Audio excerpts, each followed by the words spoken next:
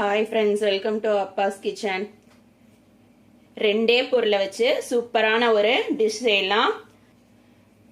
அதுக்கு ஒரு கப் அளவுக்கு ரேசன் பச்சரிசி எடுத்திருக்கேன். இதை இந்த பவுலில் போட்டுக்கலாம். அரிசியை நல்லா கழுவிட்டு ஊற வைக்கணும். அரிசி கழுவி தண்ணி ஊற்றி வச்சுருக்கேன். இப்போ இது கூடவே நம்ம 1/4 கப் அளவுக்கு ஜவ்வரிசி சேர்த்துக்கலாம். இந்த ஜவ்வரிசி பார்த்தீங்கன்னா நல்லா குண்டு குண்டாக இருக்கும். இது பேர் மாவு ஜவ்வரிசி. இது 1/4 கப் சேர்த்துக்கலாம். ரெண்டையும் கிட்டத்தட்ட 4 மணி நேரத்துலேருந்து 5 மணி நேரம் ஊற வச்சிடலாம். அரிசி நல்லா ஊறணும். நாம் இன்னைக்கு பண்ண போகிறதுக்கு மொட்டை மாடி தேவையில்லை, வெயில் தேவையில்லை, வீட்டில் டைனிங் ஹால் இருந்தாலே போதும், ஈஸியாக செஞ்சிடலாம். இது ஒரு 5 மணி நேரம் ஊறட்டும், அதுக்கப்புறமா நான் காட்டுறேன். நம்ம ஊற வச்ச ஜவ்வரிசியும் அரிசியும் பாருங்க நல்லாவே ஊறிடுச்சு. இப்போ இதை தண்ணியை வடிச்சிட்டு மிக்சி ஜாரில் மாற்றிக்கலாம். ஊற வச்ச அந்த தண்ணி இருக்குது, இதுலேருந்து கொஞ்சமாக ஊற்றிக்கலாம்.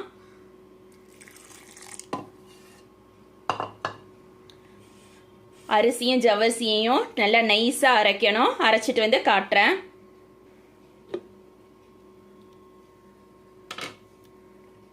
நைஸாக அரைச்சாச்சு பாருங்க. கையில் எவ்வளோ ஸ்மூத்தாக இருக்குது பாருங்க. இப்போ இதை ஒரு பாத்திரத்தில் சேர்த்துக்கலாம். நான் அரிசி ஊற வைக்கிறதுக்கு தண்ணி எந்த கப்பால் அரிசி எடுத்தனோ அதே கப்பால் 2 கப் அளவுக்கு தண்ணி சேர்த்துருந்தேன். அந்த தண்ணியை தான் ஊற வச்சுட்டு நான் இதில் சேர்த்து அரைச்சிருக்கேன். இப்போ இதை மிக்சி ஜார்லேருந்து ஒரு பாத்திரத்தில் மாற்றிக்கலாம். நம்ம அரிசி அரைச்ச அதே மிக்சி ஜாரில் 1/4 ஸ்பூன் அளவுக்கு ஜீரகம் சேர்த்துக்கலாம் வாசனைக்காக. 3 பச்சை மிளகாய் சேர்த்துக்கலாம். 1 கப் அரிசிக்கு 3 பச்சை மிளகாய் போதுமாக இருக்கும். இதை கொஞ்சமாக தண்ணி சேர்த்து அரைச்சிக்கணும்.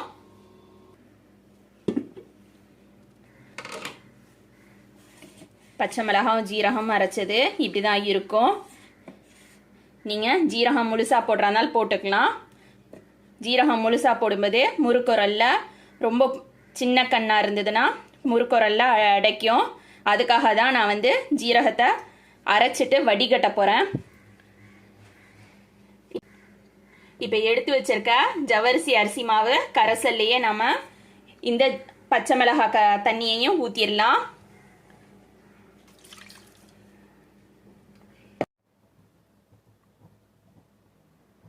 இப்போ பார்த்தீங்கன்னா நம்ம எந்த சட்டியில் கிண்ட போகிறோமோ அந்த சட்டியில் மாற்றியாச்சு. அரிசி, அரைச்ச தண்ணி, பச்சை மிளகாய் கரைசல் எல்லாம் சேர்த்தாச்சு. இதுக்கு நான் உப்பு சேர்த்துக்கிறேன்.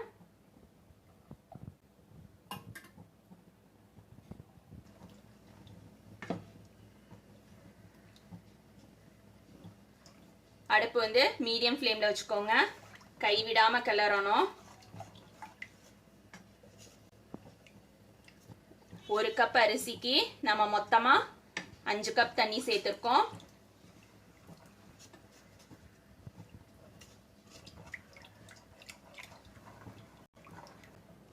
இந்த ஸ்டேஜில் உப்பு செக் பண்ணிக்கோங்க. உப்பு அரை உப்பாக இருக்கணும். அப்போ தான் காஞ்சதுக்கப்புறம் நம்ம எண்ணெயில் பொரிக்கும் போது கரெக்டான அளவுக்கு உப்பு இருக்கும். மாவு புளிக்க வைக்கணும்னு அவசியம் இல்லை, இந்த மாதிரி கூட செய்யலாம்.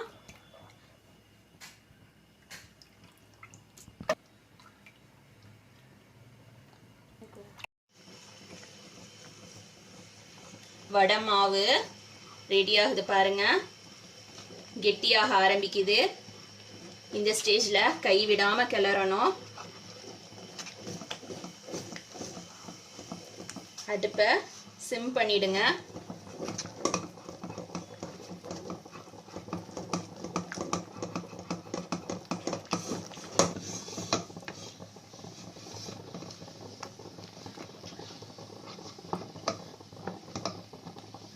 வடை மாவு பாருங்க ரெடி ஆயிடுச்சு.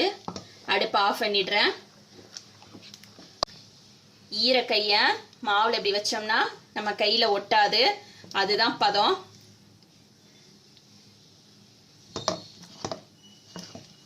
இதை அப்படி கொஞ்சம் ஆற விட்டுறலாம். ஆறுனதுக்கு அப்புறமா நம்ம முறுக்குரல்ல போட்டு பிழிஞ்சிடலாம். மாவு நல்லா ஆறிடுச்சு. நான் வந்து டைனிங் டேபிளில் ஒரு லுங்கி எடுத்திருக்கேன், அதை தான் விரித்து வச்சுருக்கேன். முறுக்குரல் இதில் உங்களுக்கு என்ன அச்சு வேணுமோ அதை போட்டுக்கலாம்.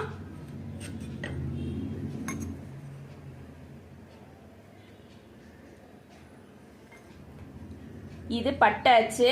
பட்டை அச்சு போட்டால் சீக்கிரமாக ஒரே நாளில் காஞ்சிரும். நான் இப்போ அச்சு போட்டுட்டு மாவை ஃபில் பண்ணிவிட்டு புளிஞ்சு காட்டுறேன்.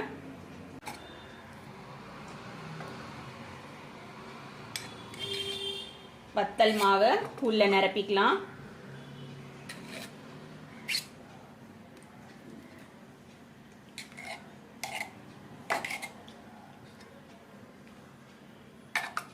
முறுக்குரல் மூடிக்கலாம். இப்போ பார்த்தீங்கன்னா தட்டையா போட்டாச்சு. பட்டை அச்சுல நாம மொட்டை மாடியில் போய் வெயில்ல வேர்க்க விறுவிறுக்க போடணும்லாம் அவசியம் இல்லை. வீட்டு ஹால்லையே ஈஸியா போட்டுடலாம். 10 நிமிஷத்துல வடம் போட்டு முடிச்சிடலாம். நான் ஃபுல்லா போட்டுட்டே காட்டுறேன். வத்தல் மாவு ஃபுல்லா போட்டு முடிச்சாச்சு. இதை அப்படியே ஒரு நாள் ஃபுல்லா காய விட்டுறலாம். காஞ்சதுக்கப்புறம் நாளைக்கு எப்படி இருக்குங்கிறத நான் காட்டுறேன்.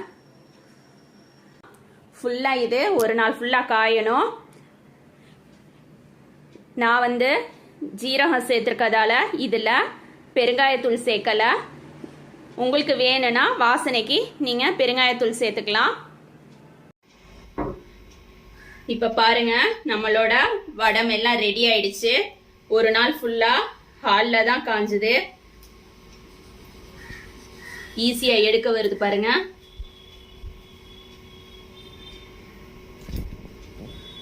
இதை நான் உடைச்சே காட்டுறேன் பாருங்க.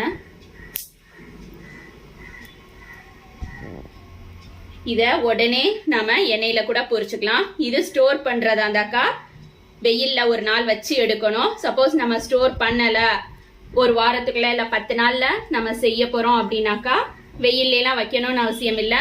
இதையெல்லாம் எடுத்துட்டு ஒரு பிளேட்ல போட்டு சும்மா நிழல் காய்ச்சலாவே போட்டு வச்சுட்டு ஈவினிங் டைம்ல எடுத்து பாக்ஸ்ல போட்டு வச்சுக்கலாம். நான் இதை வந்து பொரிச்சு காட்டுறேன் உங்களுக்கு. நாம போட்ட கூழ் வத்தல் ரெடி ஆயிடுச்சு. இதை வந்து எண்ணெயில போட்டு பொரிச்சு எடுக்கலாம். பாருங்க எந்த அளவுக்கு நல்லா இதுண்டு. அடுப்புல எண்ணெய் வச்சிருக்கேன். எண்ணெய் சூடு வந்துருச்சு. நம்ம வத்தல் போட்டு பொரிச்சு எடுத்துக்கலாம்.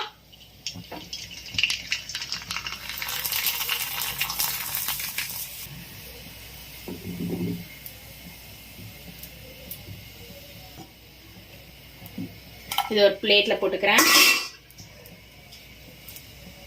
வத்தல் உடைச்சு கட்டுறேன் பாருங்க. எந்த அளவுக்கு முறுமுறுன்னு இருக்குன்னு பாருங்க. ரேசன் பச்சரிசியை வச்சு சூப்பராகவே நம்ம வீட்லயே பண்ணிடலாம். இதே மாதிரி நீங்களும் உங்க வீட்டில் செஞ்சு பாருங்க. தேங்க்ஸ் ஃபார் வாட்சிங்.